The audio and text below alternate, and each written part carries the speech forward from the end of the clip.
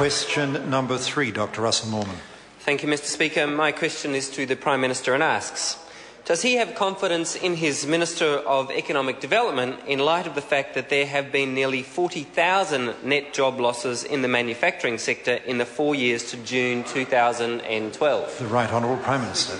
Mr. Speaker, yes, I do have confidence in the Minister of Economic Development. In fact, having listened to his answers before, I have even more confidence in them. But I would dispute the member's use of statistics. According to the Household Labour Force Survey, the number of people employed in the manufacturing sector has actually remained quite steady since the beginning of 2009, fluctuating between 245,000 and 255,000 people, depending on the season. In fact, over the last 2 years, employment in manufacturing has actually gone up a little. It is true that in the past there has been a decline in manufacturing jobs in New Zealand. That decline was shameful when it happened between 2005 and 2008. Dr. Russel Norman. Supplementary. Thank you, Mr. Speaker. Does he have confidence in his minister when Statistics New Zealand figures show that nearly 100 skilled manufacturing workers are leaving this country every week? Annual exports of manufactured goods have fallen by nearly $2 billion, or over 12% in the past 4 years, and manufacturing's contribution to economic output has fallen by nearly $3 billion, or over 9% since 2008. The Right Honourable Prime Minister. Well, Mr. Speaker, I dispute some of those facts, but what I would say is I'd go back to the most rigorous form of measuring employment in the economy and in relation to the manufacturing sector. That's the Household Labour Force Survey, and it shows in the time that we've been in office it's been pretty standard.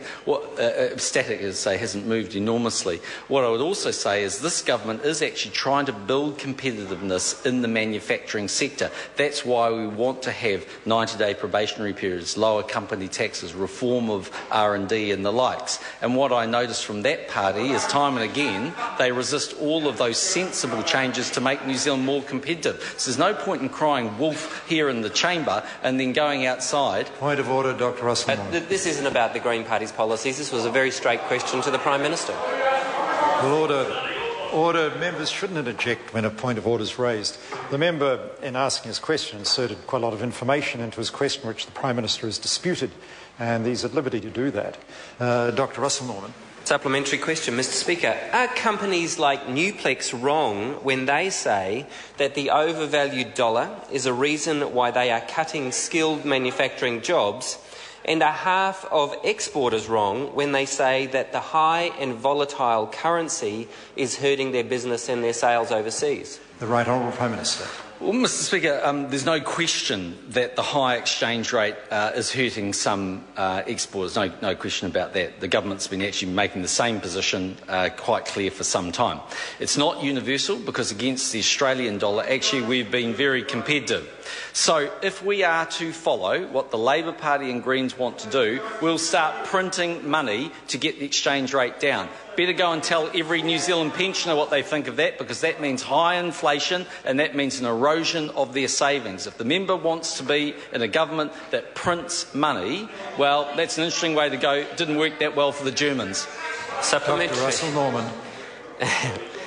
When will the government wake up to the fact that most of our trading partners are taking active steps to devalue their currencies, and which is hurting New Zealand's exporters and manufacturers because they're actively intervening to lower their currencies, and that the government's policy of doing nothing around the currency is a recipe for more job losses and hollowing out of New Zealand's manufacturing capacity?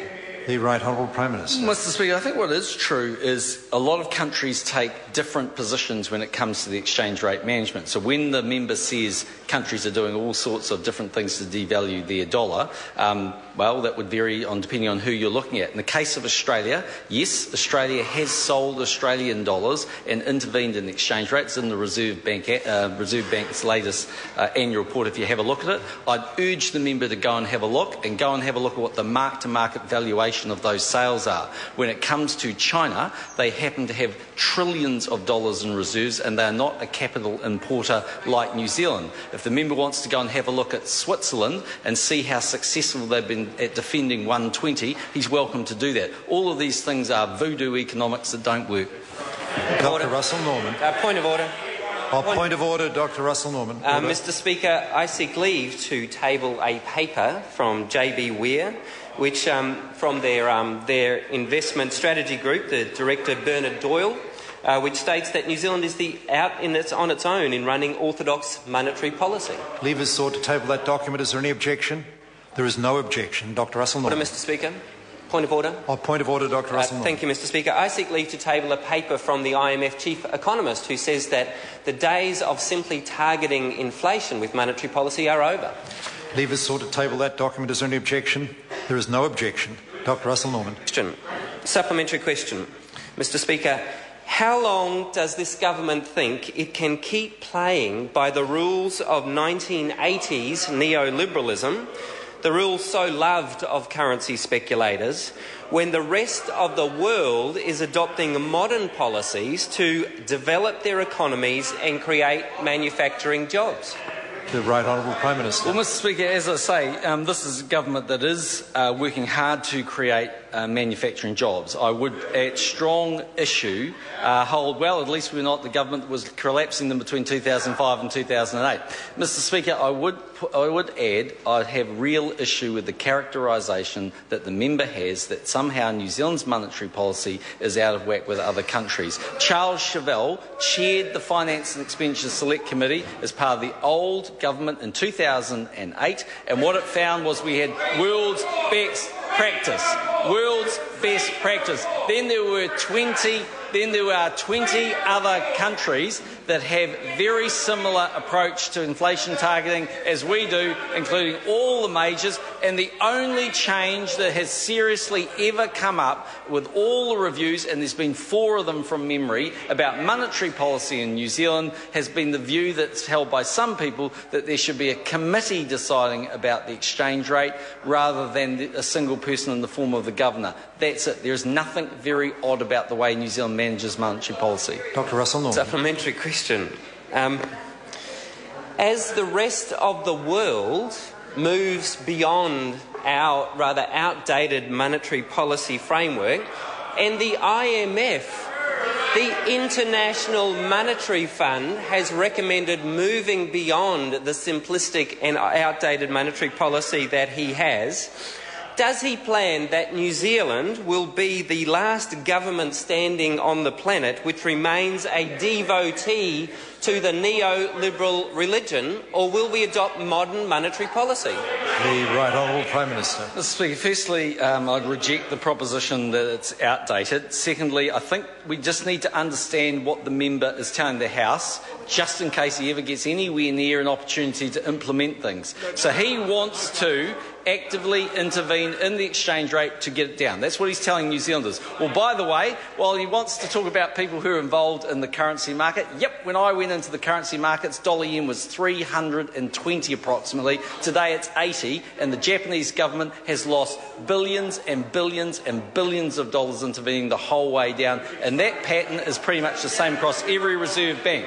The member wants to print money and have rounds of quantitative easing, which is what the Americans and the Europeans are doing. Fair enough, but just understand what the economic implications of that are, and that is basically much higher inflation. Point of order, the Right Honourable Winston Peters. Mr. Speaker, the Prime Minister has been allowed to do this not just today but in previous days, to suggest that opposition parties want to print money. Order. This is not remotely a point of order. The member wishes to debate an issue and he'll sit down. The member will resume his seat. That is not remotely a point of order. The member's trying to use... The member will... Order of the House will come to order. The member will get control of himself. The member was seeking to debate what the Prime Minister had said by way of point of order. That is totally outside the standing orders. The member knows that. I allowed the Prime Minister to go on a little longer because the question was a little longer, but I think it was a sufficient answer in the end. Point of order, the Honourable Trevor Mallard. Mr. Speaker, speakers have long ruled that ministers are not allowed to make up policies for other parties. Order. When has that changed? Order. This, enough of this. The Prime Minister did not allege, the Prime Minister, if the member checks back on the Prime Minister's answer, the Prime Minister said if people want to do things, not that they were proposing to do things. The Prime Minister was quite careful. If I heard him correctly, he said if the member and parties want to print money, for example, this will be the consequence. He was quite careful in his language. Point of order, the Honourable David Park. My recollection is that he said if the member got close to the Treasury benches, then he would. That was his assertion. We're not going to take this matter. The member has a further supplementary question should he wish to use it. Dr Russel. Thank you, Mr Speaker. Did he or his Minister for Economic Development instruct the National Party members of the Finance and Expenditure Committee to block an inquiry into the crisis in manufacturing? Or is the National Party attitude of doing nothing so deeply embedded that they just did it for themselves? The Right Honourable Prime Minister. Mr Speaker, well, I certainly didn't instruct them, but this is an instruction I would like to give. Why doesn't this House get behind and clear away all of the objections, and let's have the Denison mine operating so those miners on the West Coast can have a job? But no, the Green Party are all wolf when it's... Order. Now the Prime Minister is accused... Order. I'm on my feet. Now the Prime Minister is accusing another party of certain things. Question number 4, the Honourable David Cunliffe. Thank you, Mr Speaker.